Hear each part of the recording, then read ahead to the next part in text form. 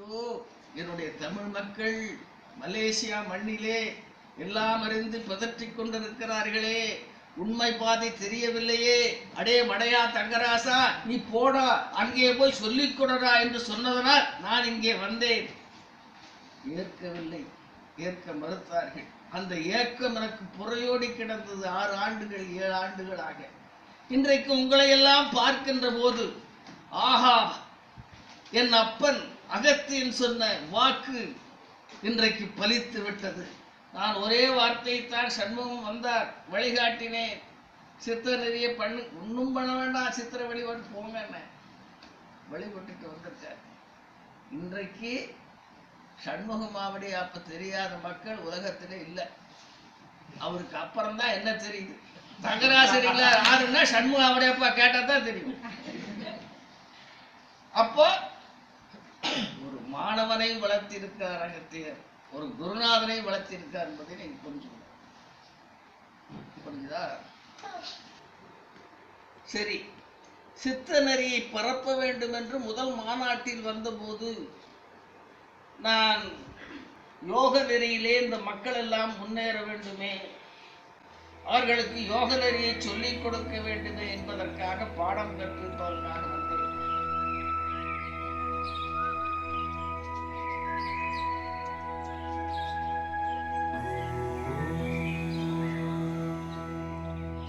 ஓம் ஸ்ரீம் ஓம் சத்குரு பதமே, ஓம் ஸ்ரீம் ஓம் சத்குரு பதமே. சாப பாவ விமோச்சனம், சாப பாவ விமோச்சனம், ரோக அகங்கார துர்விமோச்சனம். சர்வதேவ சகல சித்த ஒலி ரூபம், சர்வதேவ சகல சித்த ஒலி ரூபம். சத்குருவே ஓம் அகஸ்திய கிரந்த கர்த்தாய நமः. சத்குருவே ஓம் அகஸ்திய கிரந்த கர்த்தாய நமः.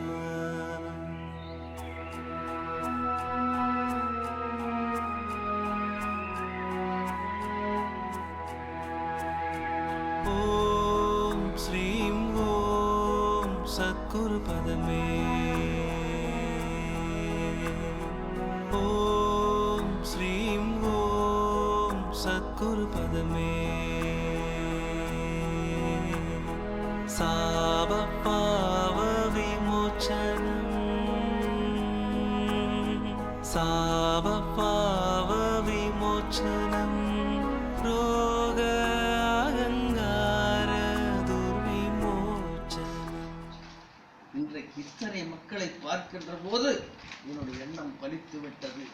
சித்த நெறியை பரப்புவதற்கு என்னுடைய மாணவன் சண்முகம் வந்து விட்டான், கௌரிவரதன் வந்து விட்டான், பாலன் வந்து விட்டான் என்று பார்க்கின்ற போது ஒரு காலத்திலே விவேகானந்தன் சொன்னான், நாடே நசிச்சிருந்த காலத்துல, வெள்ளைக்காரன் படையெடுத்த காலத்துல சொன்னா, என்ன சொன்னா தெரியுமா?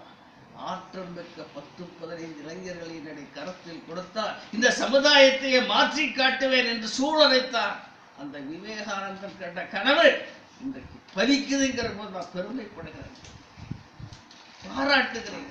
சித்த நெறி என்று சொல்லப்படுவது சாதாரண நெறி அல்ல, உயர்ந்த நெறி. ஒரு மனிதன் ஆன்மீக நெறியில் வர வேண்டும் என்று சொன்னால் 4 பாதைகள் இருக்கின்றன. ஒரு பக்தன் சரியை கிரியை பயிற்றுவித்து சுத்த அருளால் துரிசற்ற யோகத்தில் உயிர்த்துணர்ந்த ஞானத்தால் சித்தம் குருவருளால் சிவமாகுவேன்னு சொல்லி முதல்ல பக்தனாகணும். அப்புறம் சரியை கிரியை யோகம், கோயிலுக்கு போறது. ஒரு பக்தன் சரியை கிரியை பயிற்றுவித்து அப்போ சுத்த அருள் கிடைக்கும், இறைவனுடைய அருள் கிடைக்கும். துரிசற்ற யோகத்தில் கள்ளங்கபடமில்லாத செய்கின்ற யோகத்தால் அவனுக்கு அவனே புரிந்து கொள்ளுகின்ற ஞானத்தால் அவனுடைய சித்தம் சிவமாகுமா. ஆக பக்தி தேவை. அது ஆரம்ப நிலை படிகள். கோயில்கள் தேவை. படிச்சிருக்கீங்க நீங்க. உடனே ஒருத்தர் கேள்வி கேட்கலாம், கோயிலாவதேதடா குளங்களாவதேதடா கோயிலும் நமதுள்ளே குளங்களும் நமதுள்ளே சிவவாக்கின் பாடியிருக்கிறானே. நட்டகல்லை தெய்வம் என்று 4 புஷ்பம் சாத்தியே சுத்தி வந்து முனமன என்று சொல்லும் தெய்வம் ஏதடா. அப்புறம்டா கோயிலுக்கு போற. இங்கதான் இங்க ரொம்ப பேர் குழப்பமாகறீங்க. யாருக்கு அதை சொன்னான்? யாருக்கு அதை சொன்னான்? ஞானம் என்று சொல்லப்படுகின்ற இறைவன் என்று சொல்லப்படுகின்ற பேராற்றலை உணர்ந்தவனுக்கு இருக்கின்ற இடத்திலே இறைவனுடைய தரிசனத்தை பெற முடியும். அவனுக்கு இதெல்லாம் தேவையில்லை. ஒண்ணுமே தெரியாதவன் அதை படிச்சு போட்டு அது போறது கேட்கிறார். நான் கேட்கிறேன், கரூரார் மோசமான சித்தரா? தஞ்சை பிரகதீஸ்வரர் ஆலயத்தை ஏன் கட்டினா? சுந்தரானந்தர் மோசமான சித்தனா? ஏன் மீனாட்சி அம்மன் ஆலயத்தை கட்டினா? ஏன் போகைய பழனி முருகனை கட்டினா? சொல்லுங்க. இந்த பாட்டை சிவவாக்கியர் பாடினாரு, என்ன அர்த்தத்தினால் பாடினாரு புரிஞ்சுக்கணும். அங்க என்ன அறிவியல் இருக்கிறது நீங்க புரிஞ்சுக்க. நம்ம மாணவர்கள் முதலிலே ஆதியிலே பராபரத்தில் பிறந்த சத்தம் அருவும் உருவமாகி எழுவகை தோற்றமாகி. ஆறு பாடுறது? முருகப்பெருமான். முருகப்பெருமான் என்ன பாடுறாரு? ஆதியிலே பராபரத்தில் பிறந்த சத்தம். பராபரம்னா வெட்டவெளி. வெட்டவெளியில ஒரு சத்தத்திலே இருந்து ஒரு ஆட்டம் வந்துச்சு. அந்த ஆட்டத்திலிருந்து தான் 7 வகையான பரப்பு உண்டாச்சுன்னா. புரியுதா?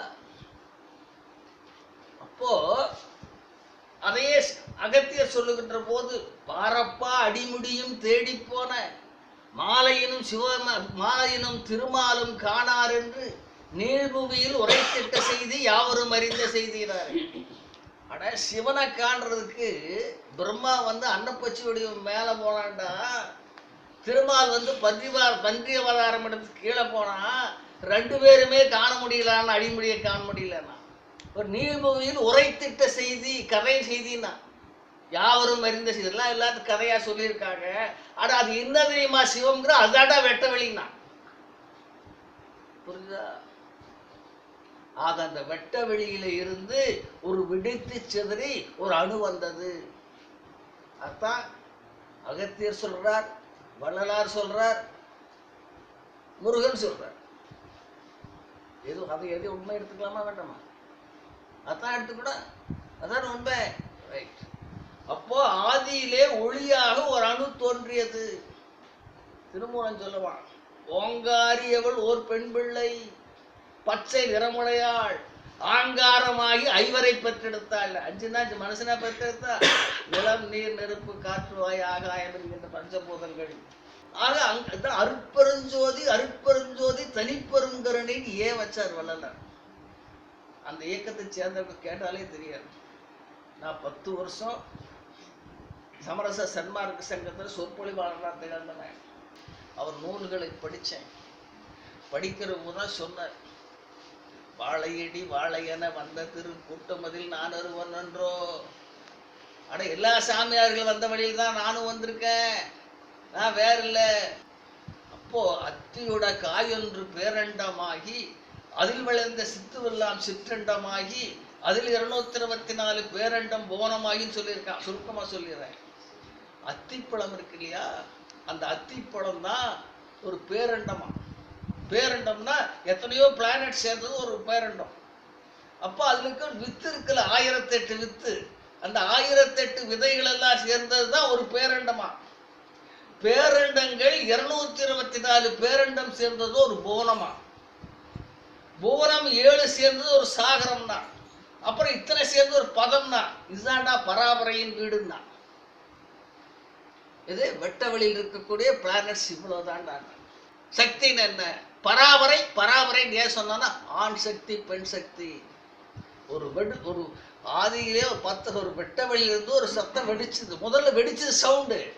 அது ஒரு லைட் வந்துச்சு, அந்த லைட் வந்து அவையில அங்க நின்றுச்சு, அதை பேலன்ஸ் பண்றதுக்கு எனர்ஜி வந்துச்சு.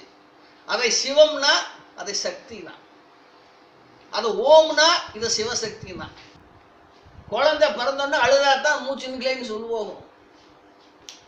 அதான் இதுதான் பிரபஞ்சம். இது நிறைய விஷயம் இருக்கு. அண்டபண்டம்ங்கிற புத்தகம் இன்னும் எழுதுவேன், நிறைய தெரிஞ்சுக்கலாம். தெரிஞ்சுக்க வேண்டிய எங்க ஆசிரமத்துக்கு வந்தா நிறைய சொல்லித்தரேன்.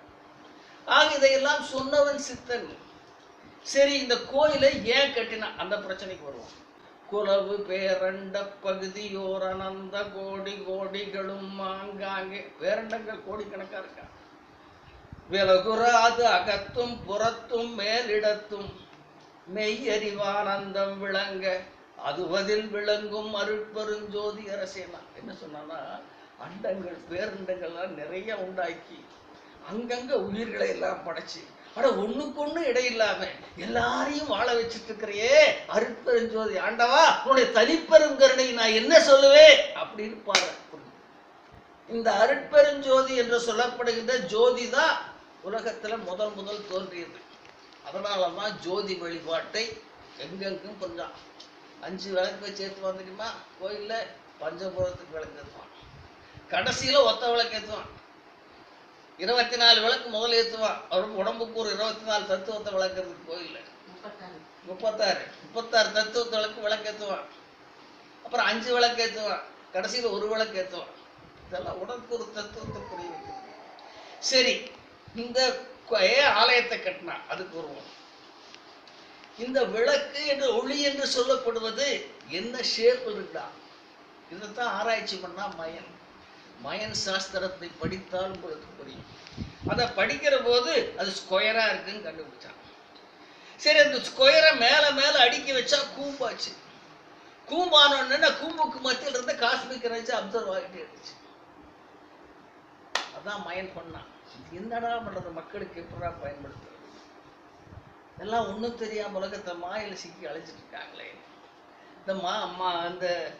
இந்த காஸ்மிக் எனர்ஜியை மக்களுக்கு எப்படியும் ஊட்டணுமே, என்ன செய்யறது அப்படின்னா அதுக்கு ஏதாவது ஒரு ஆப்ஜெக்ட் கிடைக்கணும் இல்லையா.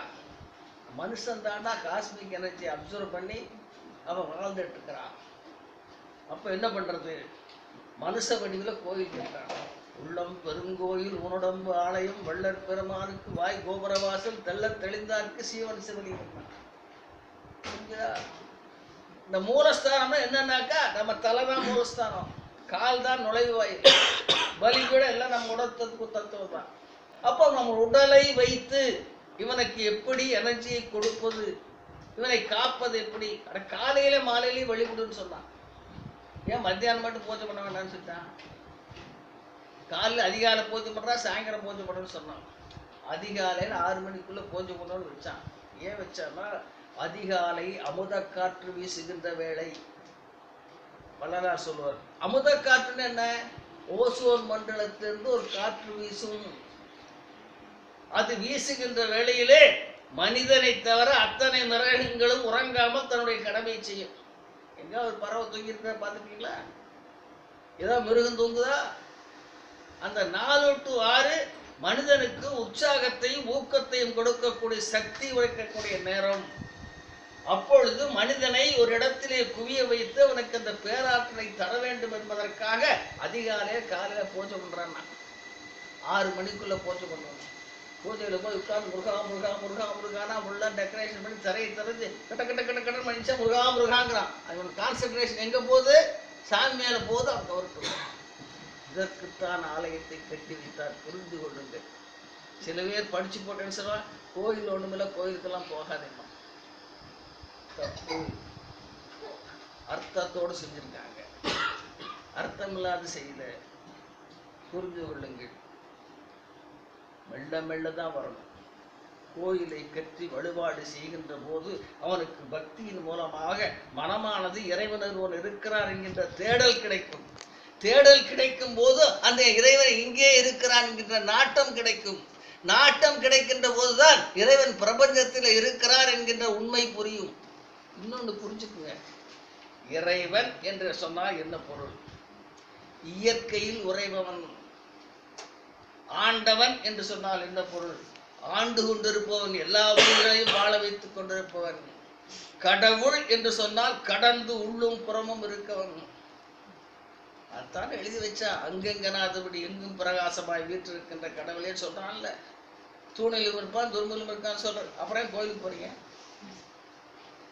அட எப்படியாவது மாயில சிக்கக்கூடிய இவனை ஒரு திருத்தணுமே, நெறிப்படுத்தணுமே, ஆலயத்தை கட்டி வச்சாலும் சித்தம் தான். அடே ஒரு நல்ல நிலைக்கு வந்ததுக்கு அப்புறம் ஆலயம் கோயிலாவதுடா, குளங்களாவதுடா, கோயிலும் முன்னது தியானம் பண்றான். எல்லாம் தெரிஞ்சவனுக்கு தியானம், கோயிலுக்கு போக வேண்டியது இல்லை. யோகம் பண்ணு தானே செஞ்சு வச்சான். சொல்லி வைத்தான் சித்தன். அவர்கள் சொல்லிய அத்தனை விஷயங்களும் அறிவியலான, சாட்சிபூர்வமான, சத்தியமான, அழிக்க முடியாத உண்மை. அதைத்தான் மெய்ஞானம் வச்சான். ஏன் மெய்ஞானம் வச்சான்? மெய் என்று சொன்னால் சத்தியம் என்று பொருள், மெய் என்று சொன்னால் அழிக்க முடியாது என்று பொருள், மெய் என்று சொன்னால் நிரந்தரமான உண்மை என்று பொருள். அதுக்கு என்ன உதாரணம் வச்சிருக்கான் பாருங்க, என்ன அறிவாளி. மெய்ன்னு சொன்னா அந்த உடம்பு தானே. உடம்பு வச்சுத்தானே உயிர் இருக்கா இல்லையான்னு கண்டுபிடிக்க முடியும். உயிர் இல்லைன்னா உடம்பு இல்லை, உடம்பு இல்லைன்னா உயிர் இல்லை. இந்த ப்ரூஃப் எந்த காலத்துல அது மாறுமா? இந்த அறிவு எந்த காலத்துல மாறுமா? 5 கோடி வருஷத்துக்கு முன்னாலும் அதுதான் உண்மை, 5 கோடிக்கு முன்னாலும் இதுதான் உண்மை. அதுக்கு தான் நாங்க சொல்றக்கூடிய அறிவெல்லாம் நிரந்தரமான உண்மையடா அப்படிங்கிறதுக்கு தான் மெய்ஞானம் பேர் வச்சான். புரிஞ்சுதா?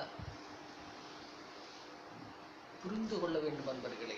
அதனால பக்தி செலுத்துவது தவறில்லை, கோயிலுக்கு செல்வதும் தவறில்லை. கோயிலேயே நின்று விடாதே, உனக்குள்ளே இறைவன் இருக்கிறான். அந்த இறைவனை புரிந்து கொண்டதற்கு பின்னாலே நீ தவ வலிமை ஏற்று தியானம் செய். சொன்னவன் சித்தன். தியானத்துல 2 விதம் இருக்கு. சாமானிய மனிதர்கள் செய்கின்ற தியானம் ஒன்று, யோகிகள் செய்கின்ற தியானம் ஒன்று. இப்போ ஒரு மனுஷன் ஒரு நாளைக்கு 21,600 மூச்சு விடுறான். 21,600 பிரீத்திங். அப்போ ஒரு தடவை இழுக்கின்ற மூச்சு என்ன ஆகுதுன்னா 16 அங்குல மூச்சு வெளிவிடுது, 12 அங்குல மூச்சு போய் 4 அங்குல மூச்சு வேஸ்ட் ஆகுது இல்லையா? இப்போ நீங்க ஓடுறீங்க, ஓடும்போது என்ன தெரியுமா, மூச்சு வாங்குதுங்கிறோம். எனர்ஜி இங்க போயிடுச்சு, அதை பர்ச்சேஸ் பண்றான், வாங்குதுங்கிறான். கொஞ்ச நேரம் உட்கார்ந்தா நார்மல் ஆயிக்குது இல்ல? அப்ப எனர்ஜி எது கொடுக்குது? ஒண்ணு, தியானம் செய்கின்ற போது மனம் குவிய வேண்டும். மனம் அடங்குனா வாசி அடங்கும், வாசி அடங்குனா மனம். ஒரு குழந்தை பிறந்த உடனே அழ வைக்கிறான். எது தெரியுமா? First inhaling. மூச்சப்பா தெய்வம் என்று முன்னோர் சொன்னார், முனிவர்களும் சித்தர்களும் அதைத்தான் சொன்னார். ஏற்றி இறக்கி இருகாலும் பூரிக்கும் காற்றை எறியும் கணக்கறிவார் இல்லை, காற்றை எறியும் கணக்கறிவாளருக்கு கூற்றுவை உதைக்கும் புரிந்துவானே எவனே வச்சு போடுவானா. மூச்சு காற்று தான் நமக்கு தெய்வம். தியானம் செய்கின்ற போது மனம் குவிகிறது.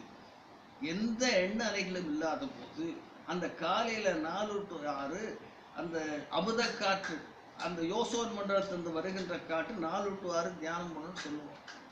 தியானம் செய்கின்ற போது நம்மை மறந்து அப்படியே தியானம் சொல்லுகின்ற போது எந்த உணர்ச்சிகளும் இல்லை. மனம் குவிந்தது விரிந்தது மாதவம்னா, மனசு குவிஞ்சா ஒரு பெரிய பேராற்றல் பிறக்கணும்.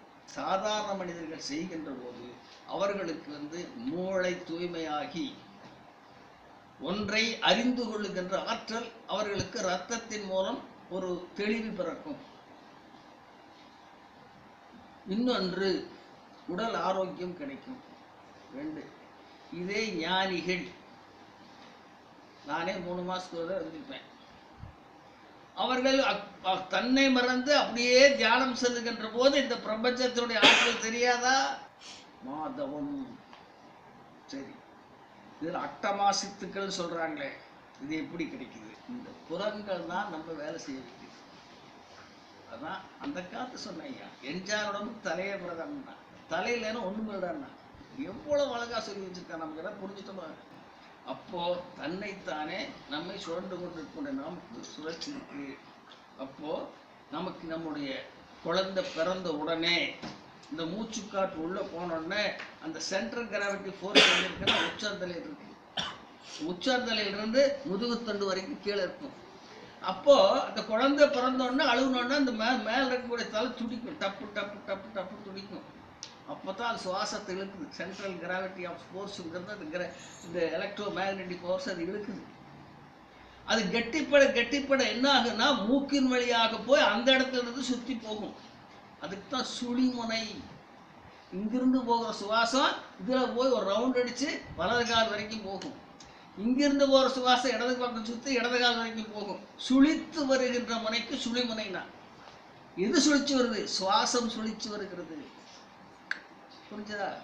அப்போ இந்த உடம்பு இது தலை.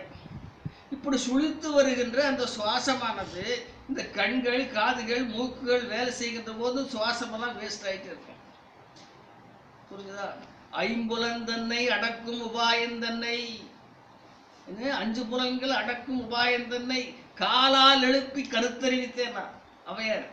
இந்த 5 புலன்களை அடக்கி, காலன்னா காற்றுகால் அடக்கி அதனுடைய சீக்கிரட்டை புரிய வச்சு என்னை எழுப்பினேன்னு. புரிஞ்சுதா? Very good. தாத்தாக்கு எந்த மனங்கிற கரெக்டாக கூட. அப்போ உள்ளே இறங்குற சுவாசமானது கண்ணின் வழியாக, காதின் வழியாக, மூக்கின் வழியாக போயிட்டு இருக்கு. எப்படி சுவாசம் 16 அங்கல வேஸ்ட் ஆகிட்டு இருக்க இல்லையா? இதை அடக்குகின்ற போது எப்படி நீ ஓடுனதுக்கு அப்புறம் அந்த சுவாசம் வந்து உன்னை நார்மலைஸ் பண்ணுதில்ல, இதை அடக்கிற போது என்ன ஆகுன்னா இந்த சுவாசம் வேஸ்ட் ஆகுது, நின்று போயிடும். காஸ்மிக் எனர்ஜி உள்ளே இறங்கும். அப்போ நமக்கு தேவையான சுவாசமானது உள்ள இழுக்கிறமல்ல 12 அங்குல சுவாசம் அது குறைஞ்சிக்கிட்டே வரும். ஏன்னா அது எனர்ஜி கூட்டிக்கிட்டே வருதுங்க.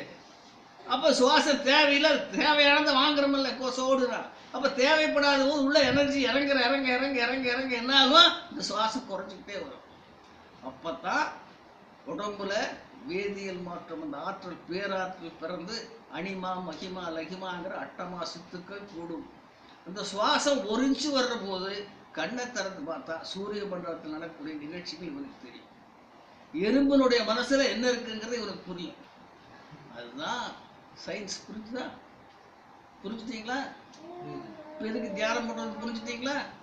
சமாதிக்கு நான் போறேன்னு ஆசைப்படுறேன்னு புரிஞ்சுட்டீங்களா?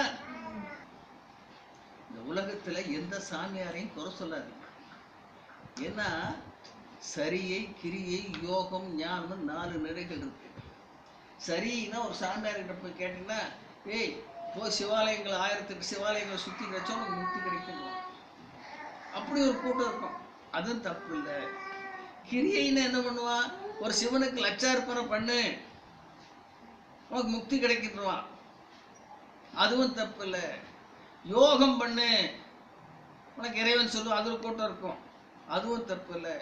ஆனால் ஞானத்தை பெறுவது இந்த 1100 கிடப்பான். ஞானம் தெரிந்தால் எல்லாம் அறிவான். ஞானம்னா என்ன சொல்லுங்க? சொல்லுங்க. அறிவு, பேராற்றல் அறிவு, உண்மையின் தெளிவு, அதுதான் ஞானம். உண்மைகளை புரிஞ்சு கொள்ள தெளிவுக்கு பேர் தான் ஞானம் பேர். புரிஞ்சுதா? ஆக யாரையும் குறை சொல்லாதீங்க. இதுல 4லயே முக்தி இருக்கு. சாலோகம், சாமீபம், சாரூபம், சாயுட்சம், 4 விதமான முக்தி இருக்கு. சரியை கேள்கிறவனுக்கு சாலோக முக்தி, கிரியை செல்றவனுக்கு சாலோகம் சாமீப முக்தி, யோகம் செல்றவனுக்கு சாரூப முக்தி, ஞானம் பண்ணி வெற்றி அடைகிறவனுக்கு சாயுட்ச முக்தி, யோகம் இருக்கு, முக்தி இருக்கு. 4 முக்தி இருக்கு. எல்லாம் படிச்சு மெல்ல தான் வரணும். புரிஞ்சுதா? சாலோகம்னு என்ன சாமி அர்த்தம்? அந்த முக்தி உலகத்தை சார்ந்து போய்விடுவான். பக்தியில் இருக்கிறவன், கோயில் மணி கட்ட செய்யறவன், கோயில் கட்டுறவன்.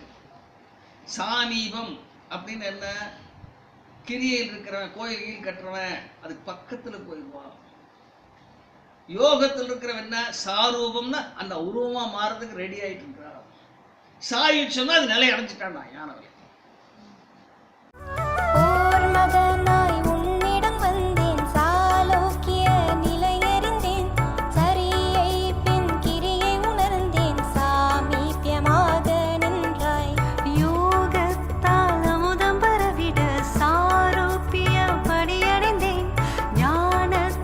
கதவு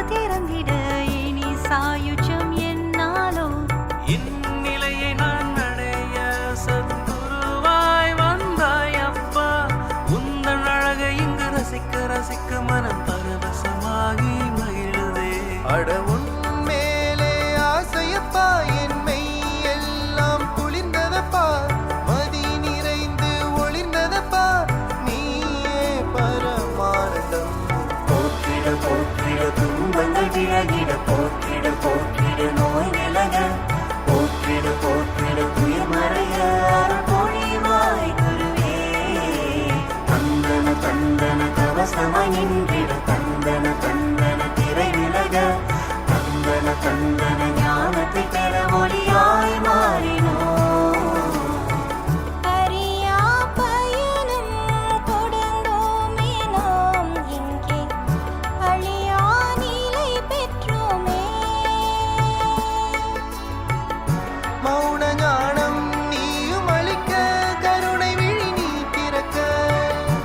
என்ன தவமோ என்ன வரமோ உனது பாதம் சரணடைய தரிசனம் நீ தந்தாய் போற்றிட போற்றிட துன்பங்கள் விலகிட போற்றிட போற்றிட நோய் விலக போற்றிட போற்றிட துயர் மறைய பொழிவாய் குருவே தந்தன தந்தன கவசமாய் நின்றிட தந்தன தந்தன திரை விலக தந்தன ஞானத்தை பெற ஒளியாய் மாறினோ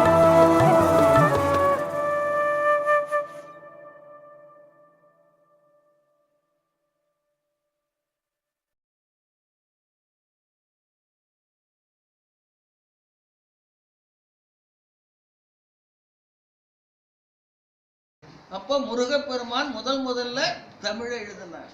அந்த தமிழுக்கு முதல் இலக்கணம் படித்தவர் அகத்தியர். அதற்கு பெயர் அகத்தியம்னு பேரு.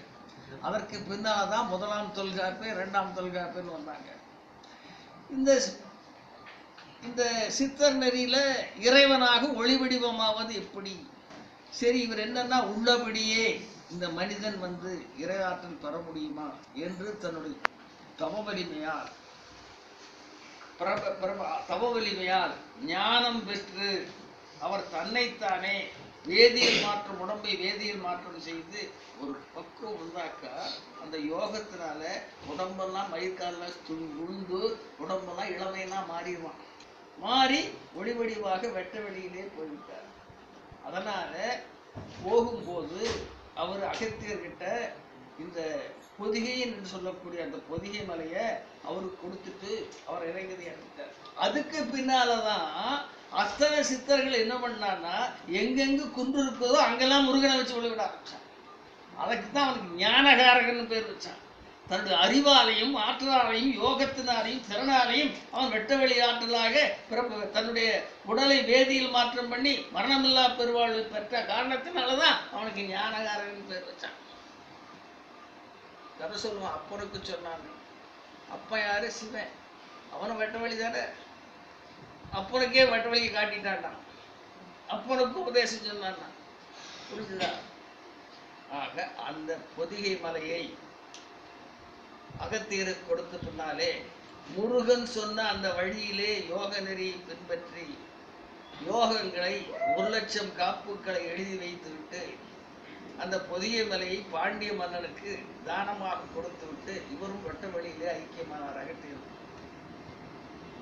அந்த பொதிகை மலையை வாங்கின பாண்டிய மன்னன் அந்த மலையவே கொடியா வச்சு வணங்கிட்டு வந்தான். அவனுக்கு பேர் தான் மலையத்துவச பாண்டியன்னு பேரு. அவன் சிவபெருமான் மேல தவம் இருந்துக்கிட்டு எனக்கு பார்வதியே எனக்கு மனைவியா குழந்தையா பிறக்கணும்னு வேண்டினான். அவனுக்கு ஒரு குழந்தை பிறந்துச்சு. அந்த குழந்தை பேர்ல தான் மீனாட்சி அம்மன் ஆலயத்தையும் கட்டியிருக்காங்க. புரிஞ்சுக்கணும், வரலாறுகள் இருக்கிறது. மக்களே, உங்களுக்கு ஒரு உண்மையை சொல்றேன்.